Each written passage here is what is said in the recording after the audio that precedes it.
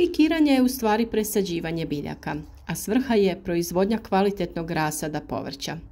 Baš iz tog razloga treba skrenuti pažnju na nekoliko čestih grešaka koje ljudi rade prilikom pikiranja.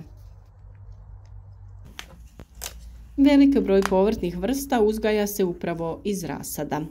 Presadnice se uzgajaju u zaštićenom prostoru, gdje ostaju do određene faze koja je karakteristična za svaku vrstu pojedinačno, a nakon toga presađuju se na stalno mjesto u plastenik ili na otvoreno. Proizvodnja presadnica paprike započinje sjetvom u kontejnere. U njih se stavlja najviše 2 cm specijalizirane zemlje, to je supstrata za sijanje sjemena. Za brži razvoj i nicanje sjeme se prethodno treba dezinficirati i naklijavati u vodi ili čaju od kamilice. Na taj način ćemo ga potaknuti na brži razvoj, to jest krenuti će sa klijanjem ranije. U vodi ili čaju sjeme stoji najviše 24 sata, a sve sjemenke koje ostanu na površini nisu klijave i možete ih baciti. Sjeme je potrebno ravnomjerno rasporediti preko zemlje u kontejnerima. Ukoliko ste sjeme prethodno naklijavali, potrebno je sa njim oprezno rukovati da ne bi došlo do oštećenja klice.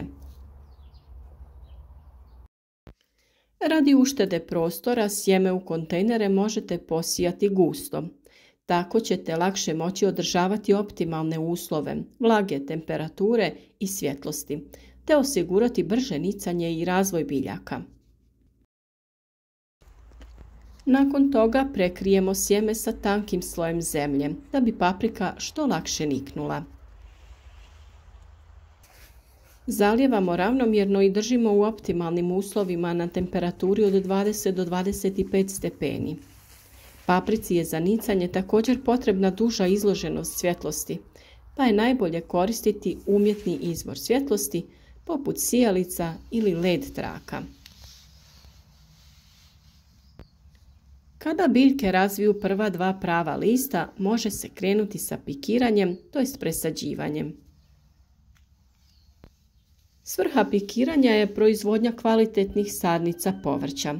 Potreban je supstrat, kontejneri, pripremljeno mjesto na koje ćemo biljke paprike slagati i dovoljan broj nježnih i uvježbanih ruku koje će to pikiranje i obaviti.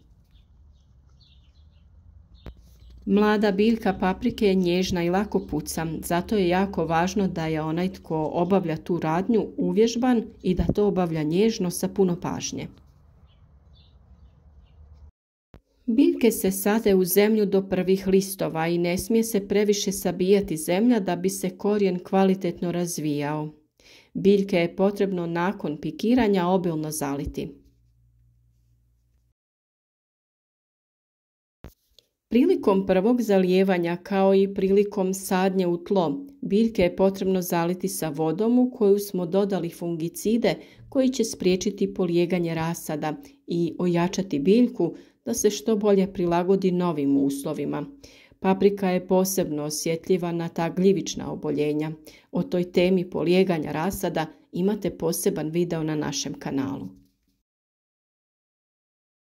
Kako bi proizveli kvalitetan rasad paprika, treba skrenuti pažnju na nekoliko čestih grešaka koje uzgajivači rade prilikom pikiranja. Previše zemlje u kontejnerima je prvi, a čest problem. Ako supstrat i nakon navodnjavanja ostaje povrh kontejnera, napravili smo grešku. Naime, prilikom navodnjavanja voda će kliziti po tom supstratu van i trebati će nam veća količina vode za navodnjavanje kako bi uspjeli zaliti biljke u takvom kontejneru. Ako su u istom kontejneru neke biljke sa manje supstrata, one će konstantno dobivati više vode i biti natopljene. To je velik problem, jer kod ovako natopljenih biljaka dolazi do pojave bolesti. U prvom redu tu se radi o pojavi fitium gljivice koja uzrokuje već pomenuto polijeganje rasada. Ona se u toplim i vlažnim uslovima koji vladaju u plasteniku brzo širi i na ostale biljke. Dakle, uvijek treba paziti da je supstrat do vrha kontejnera, ali nikako povrh rupe kontejnera u koji stavljamo biljku. Te također treba u svim udubljenjima biti jednaka količina zemlje. Pretjerano zalijevanje rasada jedna je od čestih grešaka u proizvodnji istog. Osim što forsira razvoj plitkog korijenovog sistema zbog kojeg će biljka stalno patiti i loše koristiti vodu, često i prekomjerno zalijevanje dovodi do pojave već pomenutog polijeganja rasada. Gljivice koje se nalaze u površinskom sloju zemljišta intenzivno se razvijaju baš u ovakvim vlažnim uslovima. Prejako stisnut supstrat oko mladih sadnica je sljedeća greška koja se često događa. Važno je da supstrat nije prejako utisnut jer će u tom slučaju voda teže prolaziti kroz njega te će trebati više vode za navodnjavanje takvog rasada. I sam korijen biljaka se bolje razvija u rahlom, a ne zbijenom supstratu.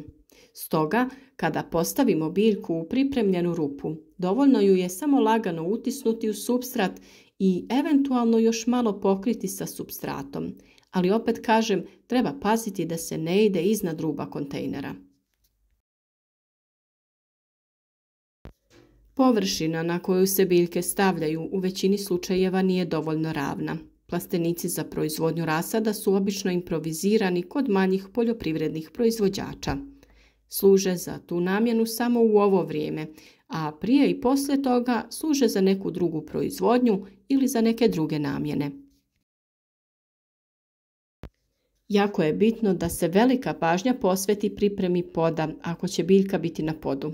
Važno je da je pod na koji postavljamo kontejnere što ravniji, da je propustan i da voda nigdje ne zaostaje. Ako voda na nekim mjestima nakon navodnjavanja zaostaje, biljke s tog mjesta će primati puno više vode od drugih i doći će ponovno do već pomenutih problema.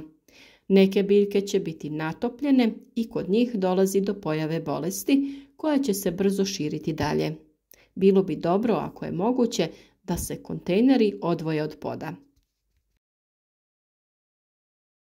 Neodvajanje manjih biljaka od većih također je jedan od problema, a kojem se ne posvećuje neka pažnja. Važno je prilikom pikiranja odmah odvajati manje sadnice od većih. Manje sadnice treba pikirati u posebne kontejnere i takve kontejnere odvojiti. Naravno, i te manje sadnice će kasnije biti dobre za sadnju, ako ih odvojimo od većih, kako im veće ne bi smetale prilikom rasta i ako im se posveti pravilna njega. Čupanjem i sadnjom na drugo mjesto, na nešto veći razmak, biljke prolaze svojevrsni stres koji dovodi do kratkotrajnog zastoja u rastu, što se očituje u skraćenju i debljanju stabljike. Jedan od dodatnih savjeta jeste trganje viška korijena. Time se stimulira pojava postranih korijenčića. Rezultat pikiranja su presadnice čvršće stabljike i razvijenog korijenovog sustava. Još jedna greška je kada se ne odradi kaljenje biljaka. Naime, presadnice iz zaštićenog prostora treba prilagoditi za sadnju na otvorenom ili u plasteniku ukoliko su biljke bile na toplijem i zaštićenom prostoru. Na otvorenom su niže temperature zraka, a veći je intenzitet svjetla danju. Prilagođavanje nižim noćnim temperaturama zraka naziva se kaljenje presadnica. Rastom presadnica postupno se sve više noću ostavlja otvorena ventilacija. Na isti način presadnice se prilagođavaju i pojačanoj solarnoj radijaciji, odnosno ultraljubičastom zračenju danju. Paprika je biljka koja zahtjeva malo više pažnje prilikom sijanja i uzgoja općenito.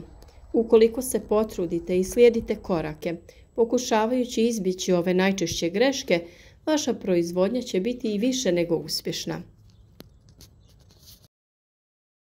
A za sve ostale savjete o uzgoju paprika i drugog voća i povrća zapratite naš kanal, pogledajte teme koje smo već obradili i uživajte u radu i uzgoju vlastitih biljaka. Naš rad podržite lajkom i podijelite video na društvenim mrežama kako bi i drugi vidjeli naše korisne savjete. U komentarima nam se javite za sva moguća pitanja ili podijelite vaš način uzgoja.